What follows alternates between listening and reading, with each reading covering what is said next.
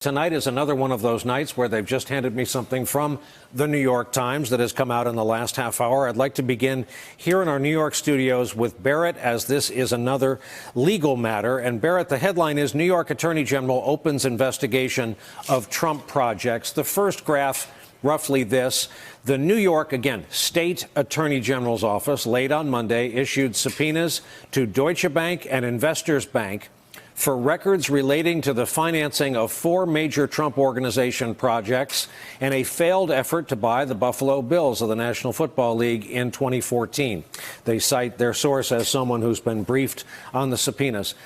Tell us what this is about and why this is coming about.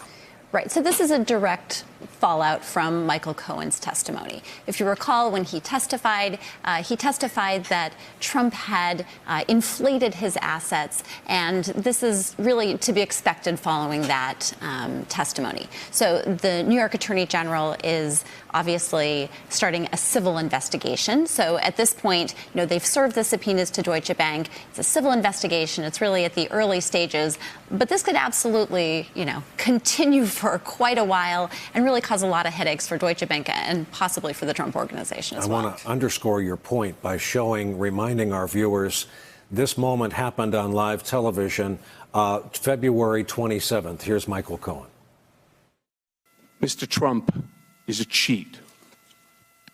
As previously stated, I am giving to the committee today 3 years of Mr. Trump's personal financial statements from 2011, 2012, and 2013, which he gave to Deutsche Bank to inquire about a loan to buy the Buffalo Bills and to Forbes. These are Exhibits 1A, 1B, and 1C to my testimony. It was my experience that Mr. Trump inflated his total assets when it served his purposes, such as trying to be listed amongst the wealthiest people in Forbes, and deflated his assets to reduce his real estate taxes. So you're sitting in the New York State Attorney General's office. You hear that said publicly. I guess it would be malpractice not to at least look into this. Right. And if you recall, the current Attorney General of New York really ran on a campaign of, she said she would be sort of the shining light, that she would not hesitate to investigate the president, to investigate the Trump Organization. And if you recall, the Charities Bureau of the Attorney General's office is the one that's actually investigating the Trump Foundation that brought the charges against them and was responsible for the dissolution of the foundation. So they are really all over this right now. And I think it just goes to show sort of the next chapter after the special counsel's office. It's really going to come down to New York and what investigations and ultimately prosecutions are going to be happening in New York. Peter, this is your newspaper, and this is also something else. It's an example of just how many stories are swirling out there and how in another set of eyes, in another set of hands, something said in open committee testimony lights up another bank of phones. Yeah, that's exactly right. I think this, once again, as you say, demonstrates just how many different avenues of inquiry there are. And I think it demonstrates the risk to the president that goes even beyond, whether Nancy Pelosi wants to impeach him or not.